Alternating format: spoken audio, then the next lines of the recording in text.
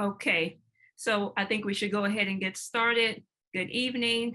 This is Keisha Rogers with LaRouche PAC, and we want to thank you for joining us tonight, November 15th, for our Monday strategic discussion and update. Tonight's discussion is going to be, I'm going to be joined by Michael Stager. And before I turn it over to Mike, I wanted to just highlight a few developments. First of all, tonight's discussion is going to take up the question of the fight to save our republic, our nation.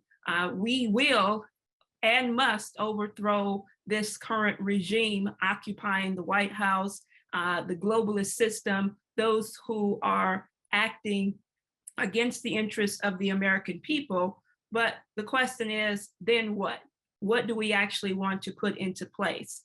And that's what we're going to be discussing tonight, the question of the American system of political economy, how this must be the fight that everyone understands is at the forefront of saving our nation, what it is, how it works, and why it's so critically important today, and why it's so critically important that this has been the fight of the greatest American patriots, how we won the battle of the American Revolution against the British Empire. It has been the fight that has been understood by so many who helped to develop our nation and our constitutional republic. And this is what is right now very little understood amongst the American people. And we're going to discuss this tonight because it gets to the question of economy in the context of what is the nature of man, what is the difference as the founders of our nation understood of human beings as different from animals. This is the difference that Lyndon LaRouche has continued to take up, that economics is culture. Culture defines the true creative spark of our citizenry that we must unleash right now, even in the midst of this attempt to bestialize our population. And with that, what I wanted to do is take you to our website briefly before I turn it over to Mike, because we are preparing you with the ammunition you need to defeat this targeting against the American people and understand what we need to be creating. One second here, I'm going to share this with you just to make sure you saw our website.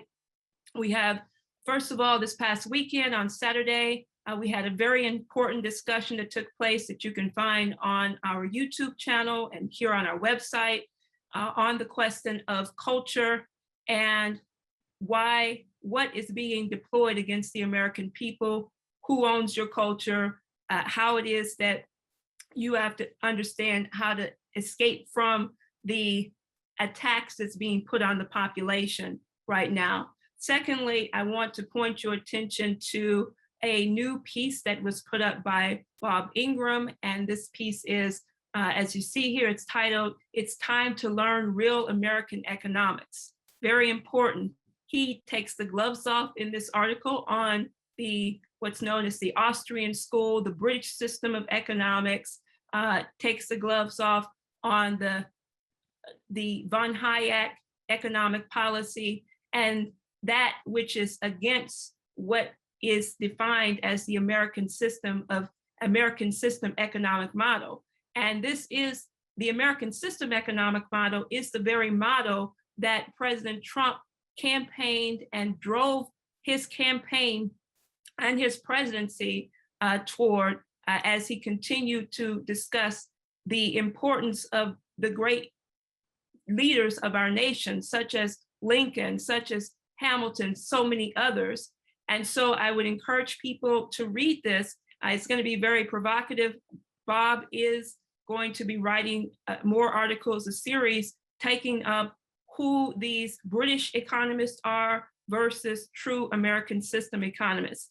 And before I turn it over to Mike with that, I wanted to just lead into his discussion by making a final point on that. And I think hopefully you can see that I'm sharing I'm sharing a quote here. And the question of the battle for our republic and for the American system of political economy versus the British system was very clear in the foundation of the Republican Party, with Lincoln's economist Henry Carey, and was very clear as their continuation to continue the fight of the founding fathers against the British globalist, as we call it, imperial system. And I just want to read this quote from Henry Carey that really puts into focus what this real fight has been and what it continues to be on the question of defining the American system of political economy. So Carey talks about two systems being before the world.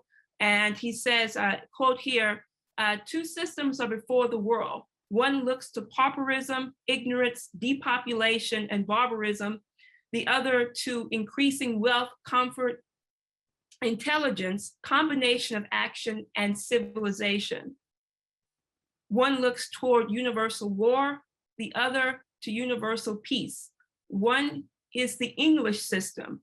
The other we may be proud to call the American system, for it is the only one ever devised, the tendency of which was that of elevating while equalizing the condition of man throughout the world. So that's what I want to start with in terms of opening the discussion, and look forward to your questions and comments after Mike tells us what he's thinking about. And let's go ahead and hear from you, Michael. Great, thanks, Keisha. All right, so it's nice to be back with people and to have this discussion tonight. So what I want to lay out is, as this discussion was entitled, we will replace this regime. Then what? And that's actually going to be a bigger question than some people might think, and so we'll get into that. But let's start with, and people probably are watching or have watched or know of the Kyle Rittenhouse case. There's going to be a decision tomorrow, or probably tomorrow. The jury is getting closing arguments tonight. But I don't want to talk about the case per se. I mean, it was an act of self-defense. As Barbara Boyd put this, it's a case of bloodlust by the media that want to just hang this kid as a symbol of this notorious, racism that Mark Milley thinks exists, or white rage. But in reality, what is taking place? Well, the Rittenhouse case takes place within massive riots, and it was knowable once they locked down the country, once they locked down the schools, once you shut down the economy, you were going and you just gave people money. You left the abortion clinics, the casinos, the liquor stores, and the pot shops open. You were guaranteed one thing when summer hit, and that were riots. It was guaranteed, because that program of riots is a program of anarchy meant to scare and intimidate people. And it's meant to scare them and intimidating them into joining the cult. And we'll define the cult in a second. But you had the riots were clear. You had the school shutdowns. And now parents, and if you ask parents in Virginia, the economy was a major issue in that election in Virginia. When you asked parents, and CNN did this, well, did the CRT and these things bother you? Across the board, a lot of the crossover vote came from, no, what pissed me off, what started to destroy my children's mental health was shutting down the schools, isolating them, leaving them at home without a social process, without education, putting more stress on the families in terms of jobs or time. You had the election steal. You had this massive program of Zuckerbucks, $500 million, massive printing ballots everywhere. In California, you could practically print your own ballot at home if you wanted to. That's how excessive they pushed. So these things were in the pipeline in some extent, but under this COVID lockdown program, what you saw was a kind of totalitarian attempt to shut down the entire economy, shut down global trade, shut down global investments, leading to massive riots, massive kind of money printing. And the money printing actually starts, well, it's been ongoing since the bailouts, but massive money printing by the Federal Reserve. The election steal, a bunch of people like Sidney Powell or Anthony DiPerno or others trying to say they know how the election was stolen. But it's very unclear if they really knew or if they're just meaning to kind of whip up hysteria. So you had all kinds of intelligence operations involved in the process. And then that led into January 6th, a declaration of domestic terrorism, that Trump supporters are domestic terrorists. They're trying to physically, violently overthrow the government. The parents at the school boards are now domestic terrorists. The school board association was basically just doing the bidding of Biden and this cult program. That's all happened in the course of this COVID process. At the same time, and this is something Matt Taibbi documented in a recent article, profits of the S&P 500 corporations and other large corporations, Wall Street, private equity, pharmaceuticals, increased. Big tech, Amazon, Facebook, Google, you name it, went up massively. In some cases, their profits were, in total, Taibbi gives a number of something like 1.5 trillion for profits for the S&P 500 or large corporations total for the year prior. The next year or next quarter, it's up 70%. Just to give context to what I mean by 70% increase. So their profits are skyrocketing. The S&P stock values are skyrocketing. And the entire economy is getting shut down. They're unleashing massive anarchy in the streets. And now they're trying to hang some kid who is, I mean, what's he doing out there? You know, you're not going to save civilization with an AR-15. Not in the violent streets of Kenosha that night. But as one person put it, I think accurately, if the real men, if the real adults don't step up and deal with this, you get numbskulls who are 17 years old thinking they can help. Because if you don't take real responsibility, other people who don't know how to try, and they mess up. So it gives an example. We either start taking real responsibility for the country, the people that can think, that have some responsibility, have some experience, or this nation's not going to hold together. Now, there's a famous quote from a Keynesian economist, and it was said in a debate with Lyndon LaRouche. It was said in about, I think, maybe 1973. Someone can correct me. Maybe it was 71, 73. So what this economist said in this debate was, if Yelmar Shock's policies, which would basically be neoliberal deindustrial policies, would have been accepted by the German people, then Hitler would not have been necessary. Now, Keynes, just to be clear on John Maynard Keynes, in his German version, says that his economics is best suited for Hitler's form of government. So people get the sense that Keynes is the socialist and so on. Really, this entire British school of economics, and I'll point to Bob Ingram's paper towards the end of my remarks, but this whole British program is essentially a fascist, or a program of depopulation, of social and thought control. Now, so what does that mean, this economist? If the German people would have accepted shocked, then Hitler would not have been necessary. Well, if the American people would have accepted Hillary Clinton and the neoliberal regime in 2016, all of this insanity would not have been necessary. That's really the point. If you would have just accepted being boiled as the frog, then there's no problem. It's if you decide to resist, if you decide to fight back, if you identify this as a cult mentality, which it is. We were joking earlier today. If growing your hair out, burning your bra, and growing a beard meant you were an independent thinker and against the war, then that's a cult. The whole counterculture movement was a cult. The Obama messianic process was a cult phenomena.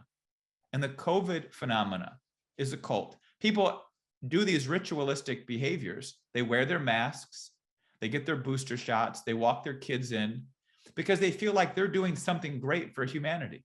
They feel like they're doing something really important. They're saving lives. That's what they've been indoctrinated with. Does the vaccine stop people from getting infected? No. It does probably restrict and limit the severity of the illness. I think that's true. So I wouldn't say I'm totally against it. But the idea that you're going to mandate this, there's probably no efficacy in children at all. And you can't vaccinate people. Vaccinating people during a viral spread of a disease is like using a mop to clean up the Mississippi River when it's flooding. You can't do it. You treat it, right? You try to stop the spill. You treat the illness. You create massive treatments. That's what should have been done in this entire dynamic. Instead, they went for social behavioral control.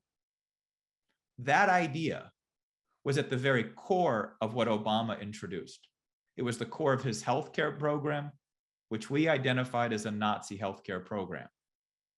And that if you get doctors to start to decide who has the right to get treatment and who doesn't, based on an ideology, based on political preference, based on other physical categories like skin color or racial orientation, then you end up with the potential for the concentration camps, because that was the same justification.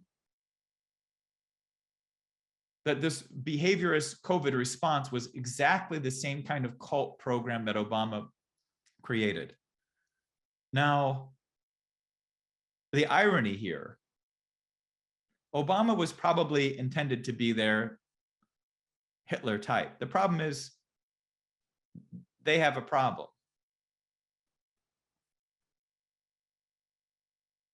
Hitler was a conservative, pro-family, authoritarian leader.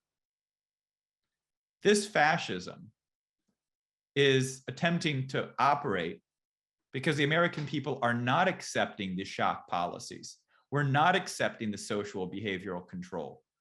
We're not accepting the corporations' diktat of social, cultural, government policy.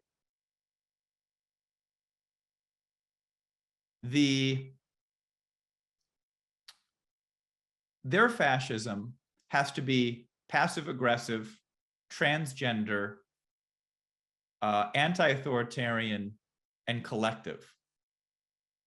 Now that's a hard sell. You're not going to create anything viably functional from that standpoint. It's cultural madness. It's cultural insanity to the greatest degree. It's not even a response to cultural insanity. It is just explicit, blatant cultural insanity. Look at Kamala Harris. Apparently, she's even despised in the White House. Nobody likes her anywhere. Because she's just a loon. She's a perfect expression of the kind of stupidity and insanity of this Obama cult program.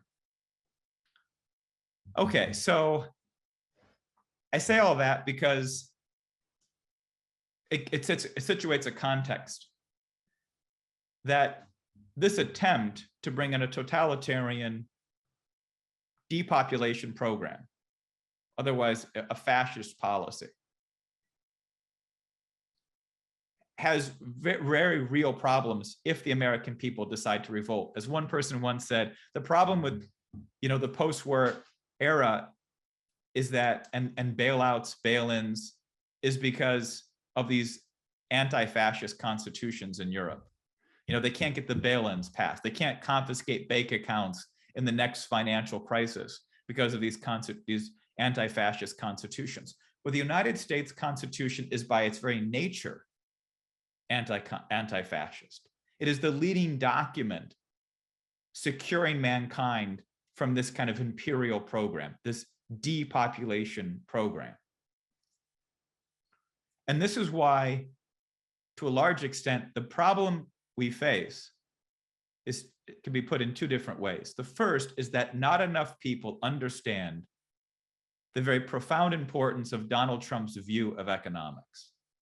A lot of people who like Trump or Republicans or think of themselves as conservatives who are going to back Trump and fight for it don't recognize that one of Trump's most important messages to the American people, to his presidency, to gaining real political power, because that's the issue of overthrowing this regime, of shutting down this neoliberal fascism, however absurd and grotesque it is you have to know what policies, what conception you're going to bring to bear. And Trump understood that at some very fundamental, important level. We're going to shut down these horrible trade deals. And Trump just didn't have a policy. He today is effectively waging war in the Republican Party. He is going directly at Mitch McConnell, at the Cheneys, at Bush. He gave a speech at Tampa to all the bigwigs of the Republican Party in Congress and read a riot act that the old Republican Party is dead.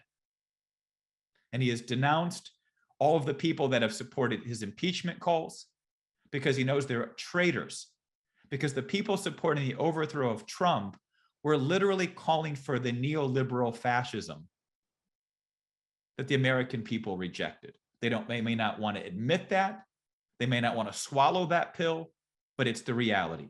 If you're supporting the overthrow of Trump, for any reason, you're supporting a neoliberal fascism, or as one person put it, fascism with a transgender face.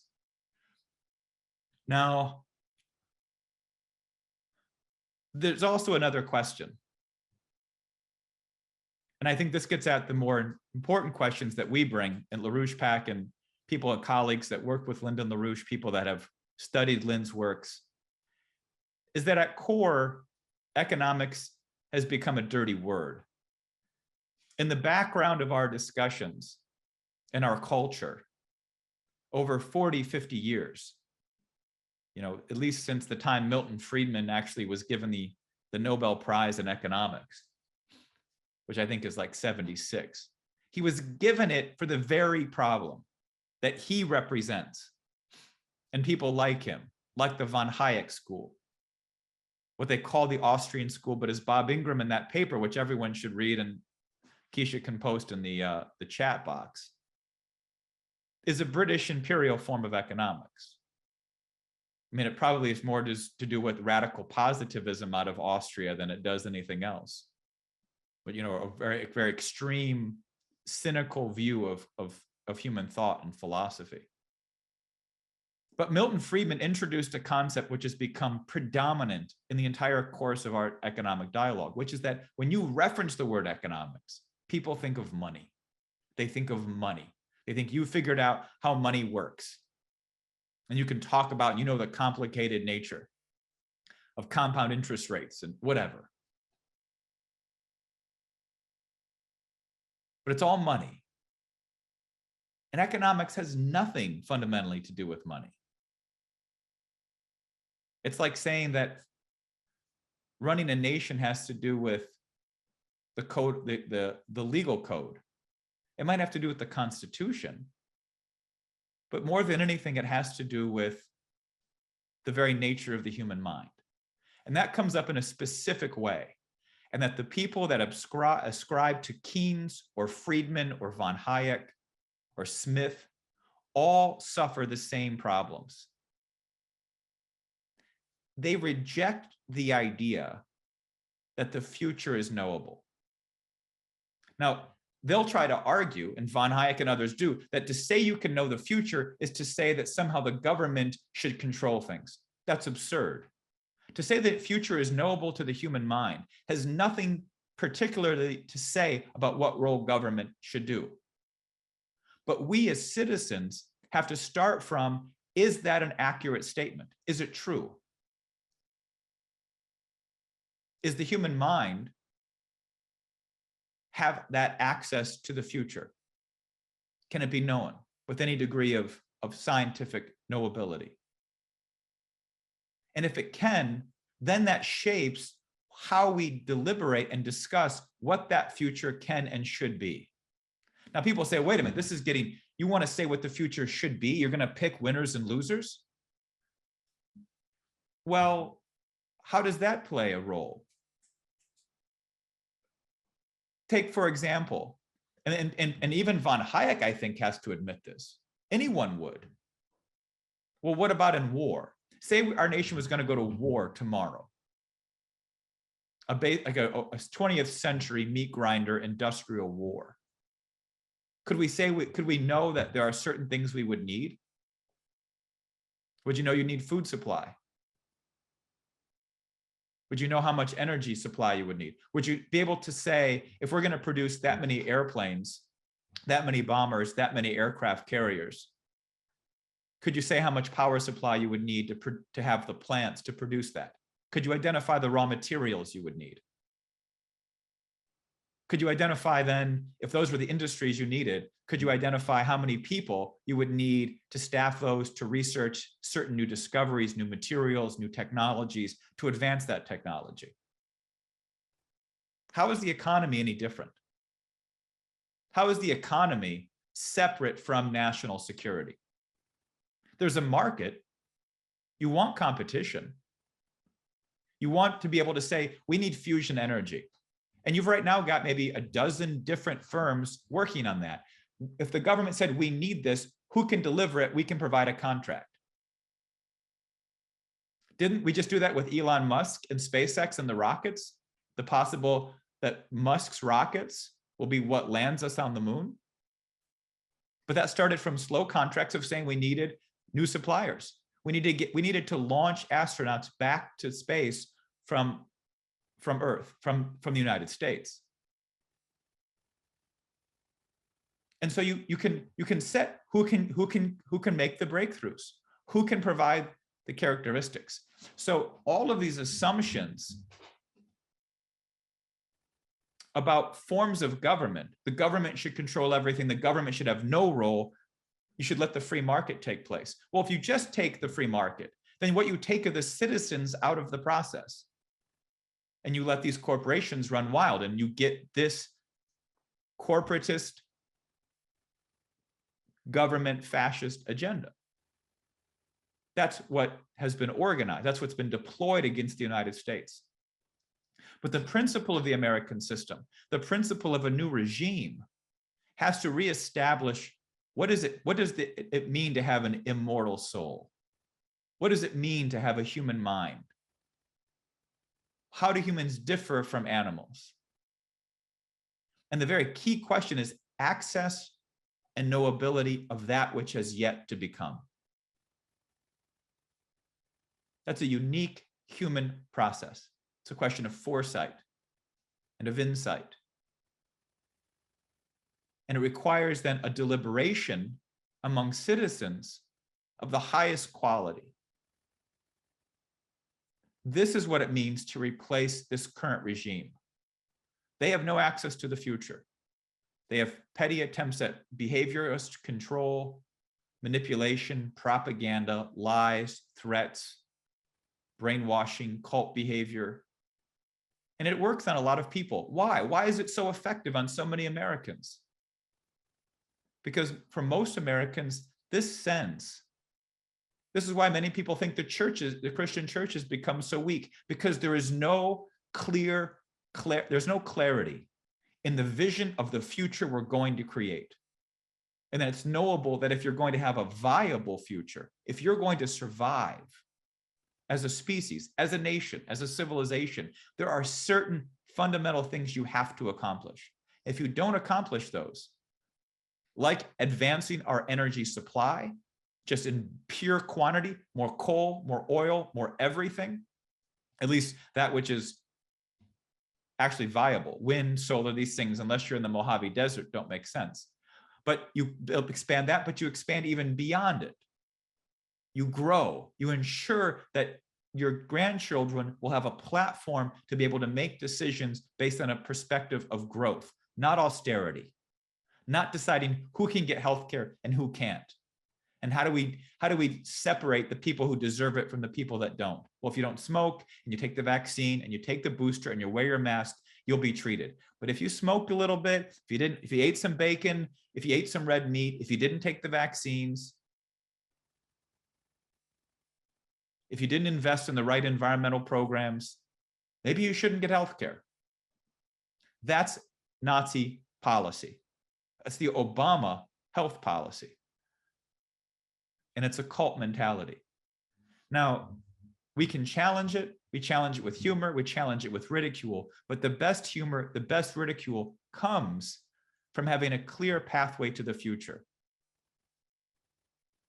You can't have a clear pathway to the future if you don't start from the understanding, from a recognition of the profound creative powers of foresight of the human mind. It's that which makes us all created equal. Some people have brilliant foresight and brilliant insight, but everyone can assimilate those discoveries. Everyone can share in the socializing of that quality of discovery. And it's in that deliberation of profound insight and profound discovery, which is the very basis of free speech, it's the very basis of a self-governing republic, and it is thereby sacred as we participate in that quality of deliberation. And what we're asking you to do is to take this quality of discussion and to take it out to networks wherever you are. There is a rippling effect of political discussion in every town and in every township and city and village and county in our country. And what we're seeing come down the pipeline is an economic catastrophe, or I wouldn't even say catastrophe. It's a catastrophe to the extent we ignore it. Otherwise, I would put it, it's the obvious effect of 50 years of economic stupidity and insanity, of dealing with money. You know, for example, we have shut down some of our most important and critical industries, Bell Labs, Lucent Technologies, telecommunication capable, you know, the ability to produce our own telecommunication system, as just one example, has been completely lost. There were machine shops that had been producing parts for the telecommunications industry for over 100 years in our country that went out of business because we shut them down. Why? Because the people at McKinsey and on Wall Street said everything's got to go to China for profit and bottom line. We destroyed much of our industry and production. That's why this so-called supply chain crisis, lack of investment, lack of energy. And just to stop it, just to stop that process will not be enough. If you take the industrial potential we had at 1960, in terms of energy supply per capita and per industrial production, we would need approximately 200 or more power plants in our country, preferably advanced nuclear plants. And you'd have to have the steel and concrete and material production and industrial know-how and manufacturing and plumbing and electrical skills to assemble and keep those plants functioning effectively. So we can't just get rid of this satanic outlook and go and then we'll be functioning. We've got to launch a massive development. The premise of that, the premise to address this economic crisis, is this question of the ability of foresight of the human mind.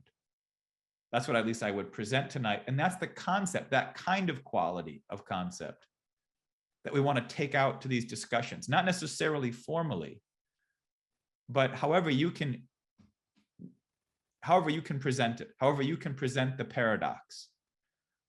That this question is about political power today. What President Trump has presented is unacknowledged by too few, and yet he's waging a major political war on this basis to make the Republican Party, as he put it, the party of the working people, of the workers, which means going back to this idea of an American system, American model. But in that is a higher conception of what does it mean to be human. And this is how we're going to change the entire discussion of this country, because it's undeniable the crisis is only going to grow. And the American people are on their hind legs. We're standing up. We're going to end this regime. It's lost. This regime, the Biden collective, has lost its mandate to heaven. The Obama cult is exposed as an absurd and obnoxious cult. The question is, what do we present as a viable future? If you want to bring people out of a cult, you can't tell them they're in a cult. They joined the cult because they hated what existed before they joined. They saw no viable future. They saw no meaning to their life.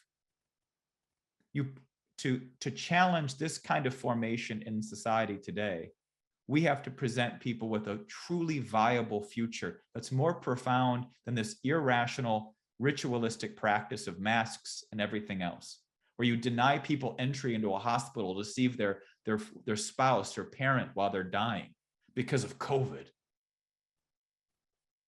And why police officers and firefighters and nurses and truck drivers and grocery store workers and all the frontline people and city civil servants and sanitation workers are being told, if you don't take the vaccine, you have to leave the job. Yet they kept the entire society functioning through this crazy, self-destructive, insane lockdown. So the economic crisis is building.